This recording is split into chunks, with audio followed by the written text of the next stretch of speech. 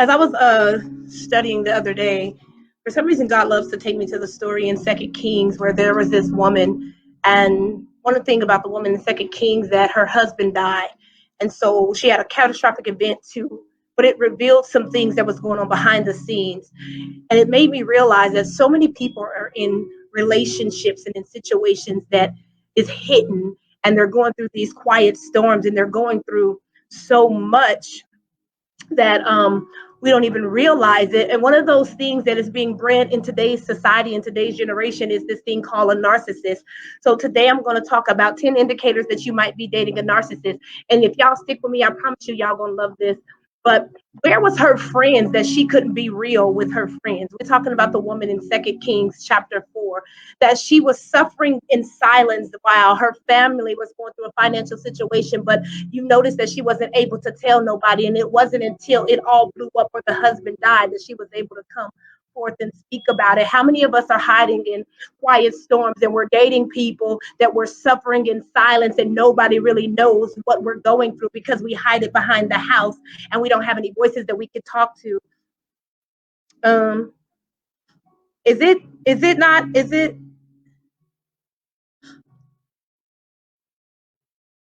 can somebody tell me if it's working?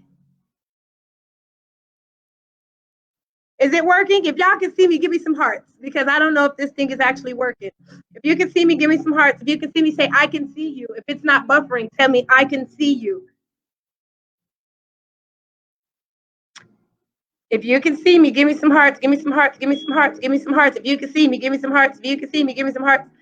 Because I don't know if this thing is actually working. So I need y'all to tell me if it's actually working or not. But anyways, I'm going to go forth and go ahead.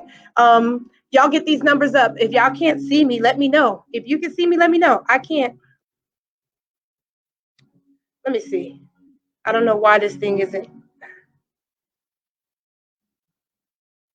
Okay, but anyways, let's get started. So number one of the indicators that you know you are, or you might be entertaining a narcissist, dealing with somebody that's narcissistic or whatever the case may be, is they never admit when they are wrong. They don't ever admit their faults. They will not admit anything that they do. They will run from it. They will hide from it. They will deflect from it. They will retract from it, but they will never address the fact that they're actually wrong. Let me see. Is this video actually working? Oh, you can see. Okay, y'all can see. Great. So I was hoping y'all could see, because I wasn't able to see anything, so I didn't know. So guess what? Number one, can y'all write that down? That they never admit when they're wrong. It doesn't matter what it is. They will deflect from that thing. They will never address the issue. They'll never admit their part. They will only talk about your part. So one of the things that they do, the only time a narcissist will admit that they are wrong is when they're trying to get you back.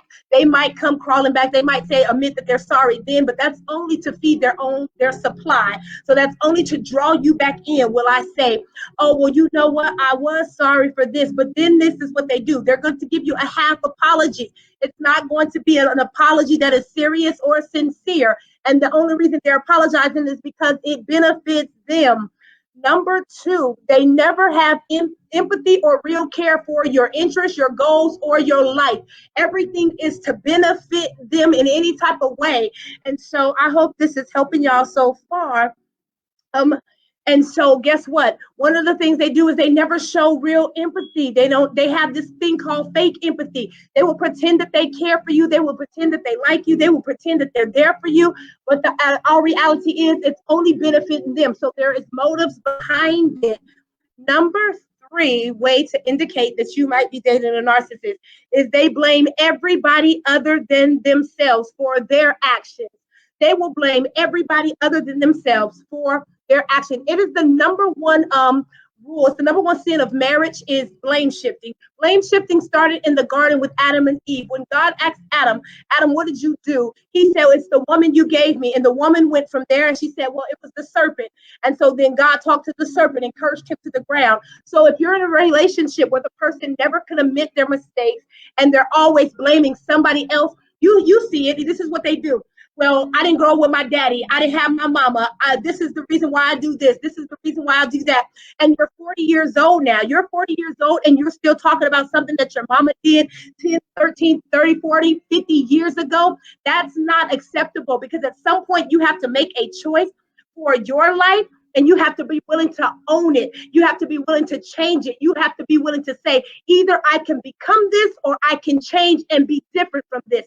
There's only two things. Either you become what you saw or you be different than what you saw. But narcissists will never admit. They will blame everybody else for what it is that they do. I hit you because you made me mad. No, you didn't control your own anger or your own temper. So therefore you reacted, not responded. You reacted to a thing because it was your choice. What they will do, they will always make sure they blame somebody else for the things that they do. Number 4 indicator that you might be dating a narcissist is that they mask themselves during the sweet periods, and their real selves is during the dark periods. Those are called cycles. If you're dating somebody and you constantly see a cycle, well, for 4 months we're good, and he's sweet and he's amazing and he's just this awesome person, and he's so loving and he's so kind and he do all these sweet things.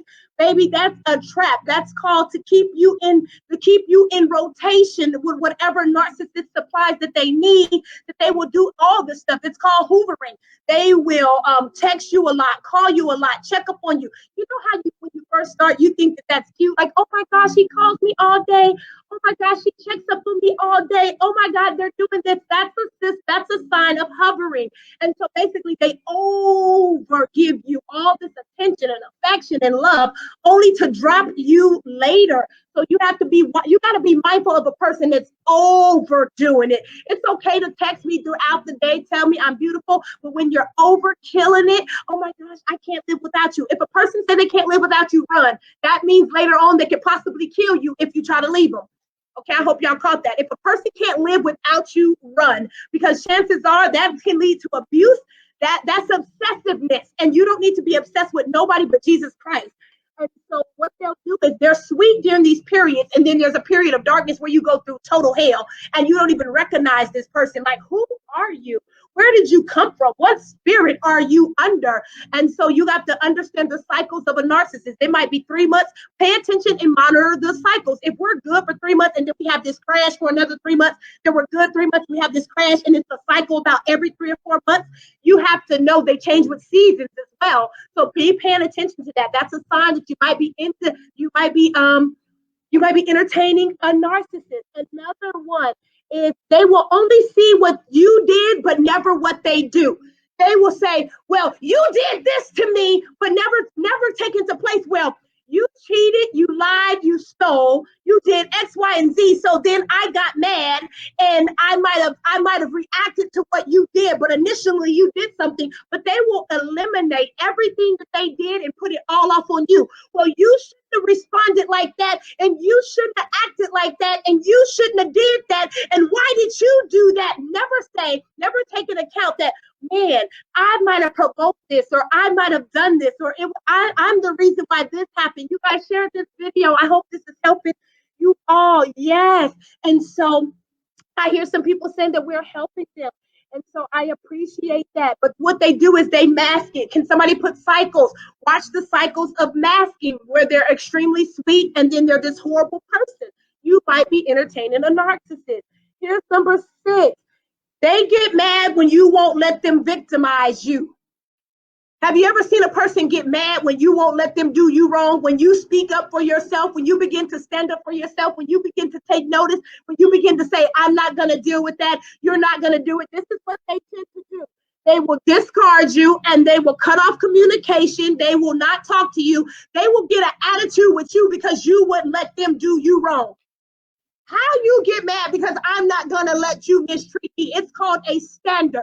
Please run if a person get mad when you won't let them get over on you, when you won't let them cheat on you, or y'all live together and you say you need to come in the house at 12 o'clock and they mad because you're setting reasonable rules and standards for a relationship. That's not something that you get. If they're getting mad because you set a standard and they want to victimize you, abuse you, disrespect you, you might be dealing with a narcissist. I'm telling you, they do it all the time. And this is the cold thing. They'll get an attitude and not talk to you like you did. And then they do that because they want you to chase them. They want you to call after them, because guess what it does? It's it's a psychological game that they play. If I discard you, you're going to want me, because why? Guess what we tend to do, women and men? What we do is we think about the cycle where it was so good. Oh my gosh, he called me. Or the makeup sex. Y'all think it's so good and so great, where you're addicted to pain and you're addicted to love. We got to addicted to these cycles. So we have to break those cycles. Can somebody say break the cycles? Where we're addicted to this toxicity and we think that it's love, but it's actually not. And they're actually just luring us and drawing us in to the point where you're so numb. You become so numb to a thing when you get so used to it happening that you forget that that's not even how you're supposed to be treated. When somebody's talking to you crazy and they're doing it so long and you've allowed it so long, you forget that that is not how you're supposed to talk to me. And the moment you stand up for yourself, do you know them people will flip out? A narcissist will get upset because you decided you can't talk to me like that. You're not going to treat me like that. You're not going to do this to me. No, I'm not paying. No, I'm not going. Let me out. When you start defending yourself, they become enraged. So watch people that get upset when you won't let them mistreat you. I hope this is helping somebody. Number 7, they magnify small issues. Things that be petty and small, they will magnify it. They will make it bigger than what it is. They will put fuel to the fire. They will add it. And don't do nothing to them. They're going to use it as bait for you forever. One thing that narcissists struggle with is they want grace, but they never extend grace. Can somebody write that down for me? Narcissists want grace, but they never extend grace. And the moment you do something that they don't like to them, they will hold it over your head forever. They're not going to forgive you. They're going to bring it up. They're going to use it against you. They're going to use it as a weapon. They're going to try to assassinate your character. They're going to do all of these things to you. They're going to tell people, well, you're this. And anytime you're proud about it, here's another thing that they do. When you're proud about a moment, they will find any way to ruin the moment, tear the moment, steal the spotlight, make you feel less than, tell you you only accomplished this. I've only accomplished this. You only just written a book. I only just written a book. You only just got a doctorate. I only just got a doctorate. You ain't did nothing. But they ain't even got a GED. How could you talk about? So they will, listen, indication that you're dating a narcissist. They will find ways to steal your moment.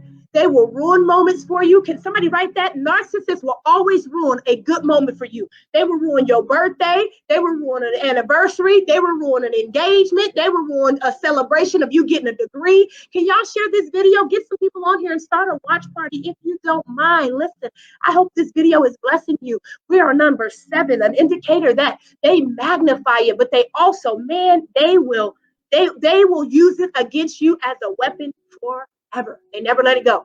You did this one time. I remember when you did this, but they will never calculate. They done stuff to you for the last 4 years, and they will never calculate what it is that they've done. They will only calculate the little things that you've done in response to what they've done. And not saying that nobody is right, because people do things, right? And both parties are guilty of something. But a narcissist is a whole nother level, and that's what we're talking about. And God just put it on my heart to talk about it. It's something that I've even encountered, so I'm familiar with the spirit, and I know, and it is definitely one of those spirits that run. What else did they do? They avoid accountability. They will break up with you to avoid the accountability. Let you catch them in a lie, or catch them cheating, or catch them doing something. They will avoid accountability at all costs. Let somebody want to talk to them that wants to talk about the situation and hold them accountable for it. They will not talk. They will go get somebody else. They're going to break up with you, and they're going to be like, look, because they'll rather start over than to do the work. Can somebody say that? A narcissist will rather start over than to do the work. They don't want to be accountable. When you want to hold them accountable, they're not with none of that. Listen, I hope this is helping y'all. We got 2 more points. Y'all share this video.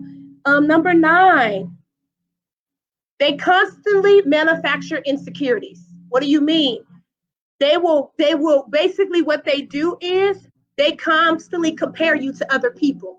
So they compare you to their exes. They compare you, well, she was pretty. This one had money. This one, this personality, or he was this, and he was that, and he was this. So they constantly compare you in order to manufacture insecurities that was not there. It's a mechanism they use to tear down your self-esteem. It's something that they do to try to bring you down about who you are, because you have this high energy and you really love you. And because they lack that, they don't have a true identity. They mask themselves. They put on a false sense of self, and they don't know how to be who they really are. So they will hide behind who you are.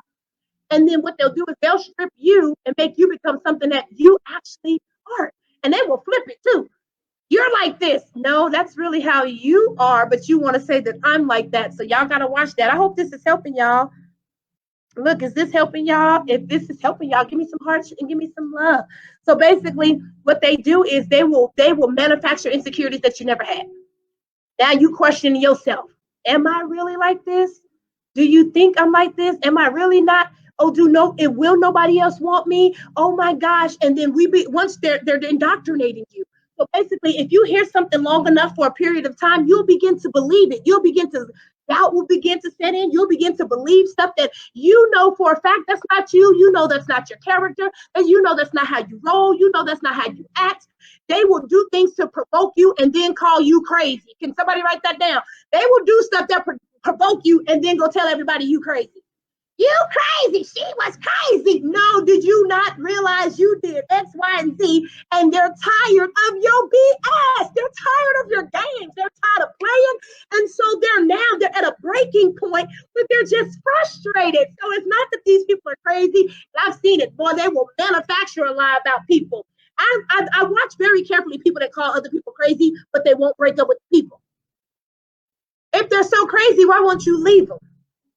Okay, so maybe they're just addicted to dysfunction.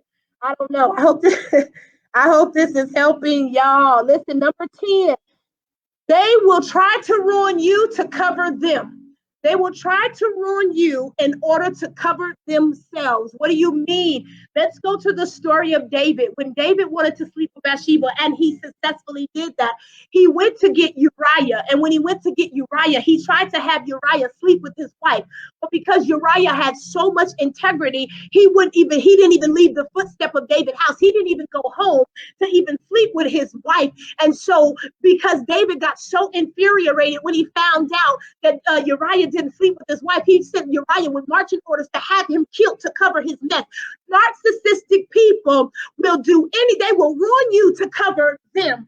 And so guess what? They will find stuff to put out about you to make people believe certain stuff about you in order to cover who they really are. As long as people see them as this, man, they don't care who they ruin in order to make people keep this perfect picture about them. Oh, I'm charming and I'm kind, but behind closed doors, you putting people through hell. You making them suffer. You have a bad attitude. You walk around and you don't do. Man, I hope this is blessing y'all. Listen, I hope this is blessing y'all. Is this helping y'all? And finally, the bonus one. They suffer from boredom. I need y'all to know this. Share this video for me, please. Can y'all start me some watch parties? Because this video is actually going to make my website. So I appreciate you all. So listen, they suffer from boredom, which leads to increased infidelity. Narcissistic people usually suffer from boredom, which increases their chances of cheating. It increased infidelity because why? You at work, so they're gonna go play with Tasha. They're gonna go with Tom or whatever. She's gonna go here. It's not just women. I mean, it's not just men, because women are narcissistic. And let me say this, it's not just in relationships that you have to be dating. They're in platonic relationships. You have narcissistic friends. There's narcissistic pastors. There's narcissistic parents. There are narcissistic teachers. There's narcissistic coworkers. You have narcissistic people all around you. So these things you have to watch, not just the people you are dating, just in entertaining a narcissist, period. So you have to be mindful of their indicators so that you are aware what you're dealing with. Listen, it is a personality disorder. And so they don't even know, sometimes you know that they don't even realize that they have an issue. It's so crazy because when Adam was in the Garden of Eden, it said God said it's not good for men to be alone, but he didn't even realize he had a problem. Ain't that crazy? That he was so accustomed to what he was doing that he never even realized. And how can you help a person that don't feel like they have an issue? And that's one of the traits of narcissistics. They will tell you that you need the help. Now, you need the help. I don't need help. You need counseling. I don't need counseling. Okay, well, in a relationship, both people or both parties need counseling. So therefore, if one person feel like one person needs it and the other one don't, it doesn't benefit you none if both parties don't go. Listen, I hope that you are able. Let's go back over our indicators. Indicator number 1 is that they never admit anything. Number 2 is that they don't show real empathy. Number 3 is that they'll blame everyone else. Number 4, that they have cycles. There's high moments and there's dark moments. Number 5, they only see what people do to them, never what they do to people. That's called a victim mentality. Can somebody write that down? Most narcissistic people have a victim mentality. They always have to play the victim. I did this because of this. And if they wouldn't have done this to me, and because they did this to me, and because they done that to me, they have to be the victim in every story. And guess what they do when they play themselves as a victim? They base their actions based off of the responses of people. So say they do something to you and you respond, then they'll use that thing that you respond, the way you responded to say, this is why I did this, because they do this. I didn't come home because you told me don't come home. Huh? You don't do what's outside of you to do. People are going to do, don't let people guilt you like that. People are only going to do what's in their heart to do. Because if that's not in your character to do, you won't do that. I don't care what a person trying to do. I cheated because you wouldn't do this. No, you cheated because you cheat. Not because the person, I hope this is helping y'all. Listen, I hope this is helping y'all. All righty. So number 6 was they'll get mad when you don't allow them to victimize you. When you stand up for yourself, they're going to get upset. 7, they magnify all small issues. They will magnify. Number 8, they avoid accountability. Number 9, they're constantly comparing you to other people as a way to belittle you or to break down your self-esteem. So watch that. When a person when they can never celebrate your highlights, that's a problem. You're in a relation with a person that don't support you and they can't celebrate you, you might need to find somebody else, because God sent you guys to be helpers one to another. Number 10, and they will try their best to ruin you to cover them. So, and the last one, they suffer from boredom. I gave you guys a bonus.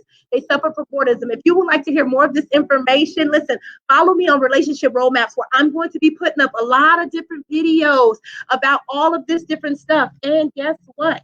I also have a book called The Relationship Roadmap. Get your copy today. Oh, great news, you guys. Let me give y'all some great news.